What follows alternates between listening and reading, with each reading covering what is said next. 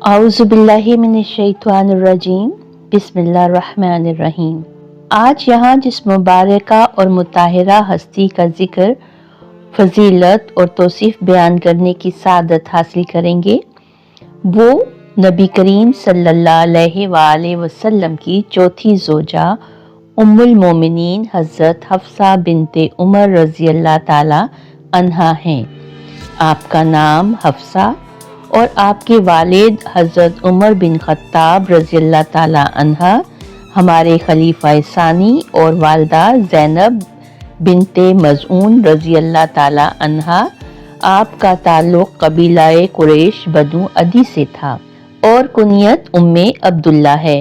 हज़रत हफ्सा ने इब्तदाई दौर में इस्लाम कबूल किया और मक्का के इन खुश नसीब घरों में से एक घर में परवरिश पाई, जहाँ ईमान, तकवा और गैरत दीनी नुमाया थी।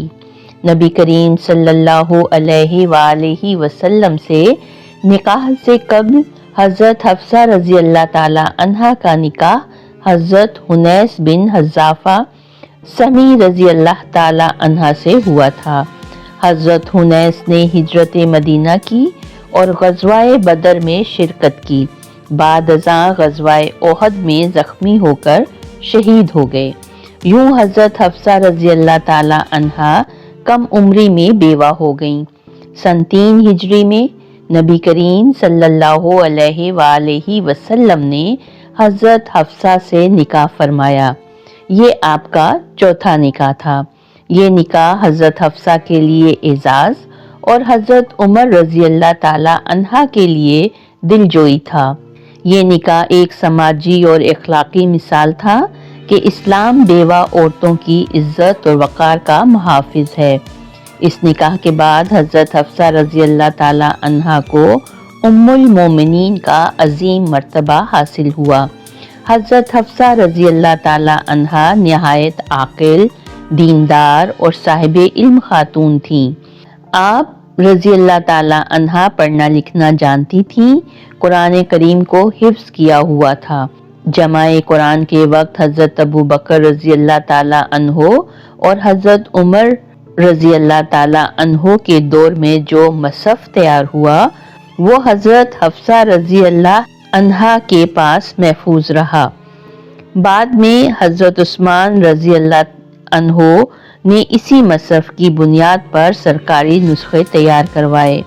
ये कुरान की तारीख़ में हज़रत हफ्सा रज़ी अल्लाह ताला अन्हा का निहायत अहम और नाकाबिले फरामोश किरदार है। हज़रत हफ्सा रज़ी अल्लाह ताला अन्हा इबादत में मुमताज़ थीं, कसरत से रोज़े रखती, क़यामुल लैल की पाबंद थीं, दुनिया से बेरग़बती और आखिरत की फ़िक्र नुमाया थी।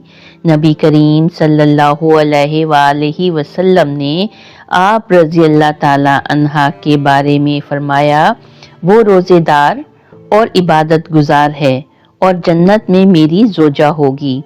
हज़रत हफ्सा रज़ी अल्लाह ताला अन्हा में वालिद हज़रत उमर रज़ी अल्लाह ताला अन्हो जैसी हक बात कहने का हौसला था।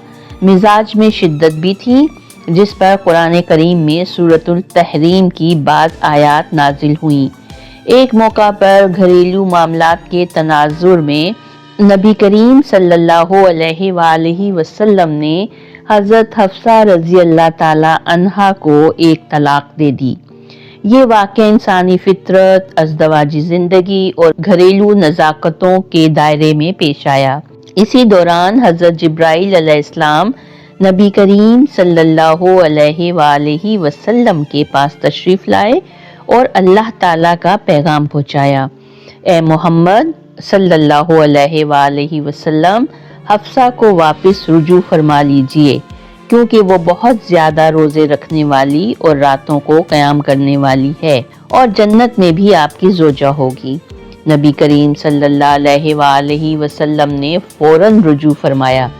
हज़रत हफ्सा रज़ी अल्लाह ताला अन्हा को दोबारा ज़ौजियत में शामिल किया। ये वाक़या इस बात की वाज़ेह दलील है कि हज़रत हफ्सा रज़ी अल्लाह ताला अन्हा का मकाम महज अज़दवाजी रिश्ता नहीं, बल्कि इनका असल वज़न इबादत, तकवा और बातनी इखलास था। یہ واقعہ ثابت کرتا ہے کہ اللہ کے نزدیک عورت کی قدر اس کے باطن سے ہوتی ہے۔ عبادت، روزہ اور قیام عورت کو اللہ کے ہاں بلند مقام عطا کرتے ہیں۔ ازدواجی زندگی میں انسانی پہلو کی عکاسی کرتے ہوئے یہ واقعہ ازواج مطہرات کو فرشتے نہیں بلکہ انسان ثابت کرتا ہے، اور یہی ان کی زندگی کو ہمارے لیے قابل تقلید بناتا ہے۔ لوگ عموماً سورۃ التحریم کے تناظر میں ان کے جلالی مزاج کو یاد رکھتے ہیں، مگر یہ واقعہ بتاتا ہے کہ وہ عبادت گزار، روزہ دار اور اللہ کے قریب خاتون تھیں۔ اس سے یہ پیغام بھی ملتا ہے کہ اگر عورت کا رشتہ اللہ سے مضبوط ہو تو دنیا کے بگڑے ہوئے تعلقات بھی اللہ سنوار دیتا ہے۔ حضرت حفصہ رضی اللہ تعالی عنہا کا یہ واقعہ ہمیں سکھاتا ہے کہ عورت کی اصل قدر اس کے تقوی میں ہے۔ روزہ اور قیام صرف عبادات نہیں، کردار کی حفاظت ہیں، اور اللہ کے نزدیک کسی عورت کی خاموش عبادت بھی اتنی قیمتی ہو سکتی ہے کہ اس پر فرشتے گواہی دیں۔ یہ واقعہ اس بات کی دلیل ہے کہ امہات المومنین بھی انسانی فطرت رکھتی تھیں، اور قرآن نے ان کی اصلاح اور رہنمائی فرمائی۔ حضرت حفصہ رضی اللہ تعالی عنہا نے نبی کریم صلی اللہ علیہ وآلہ وسلم سے 60 کے قریب احادیث روایت کیں، جنہیں امام بخاری، مسلم اور دیگر محدثین نے نقل کیا۔ حضرت حفصہ کا وصال 45 ہجری میں مدینہ منورہ میں ہوا اور جنت البقیع میں تدفین ہوئی۔ اللہ تعالیٰ سے دعا ہے کہ ہمیں بھی عبادت گزار بنا دیجیے اور ایسی عبادت لے لیجیے جو شرف قبولیت پا جائے اور ہماری بخشش کا ذریعہ بن جائے، آمین۔ تو آئیے مل کر درود پاک پڑھتے ہیں۔ بسم اللہ الرحمن الرحیم۔ اللہم صلی علی محمد وعلی آل محمد کما صلیت علی ابراہیم وعلی آل ابراہیم انک حمید مجید۔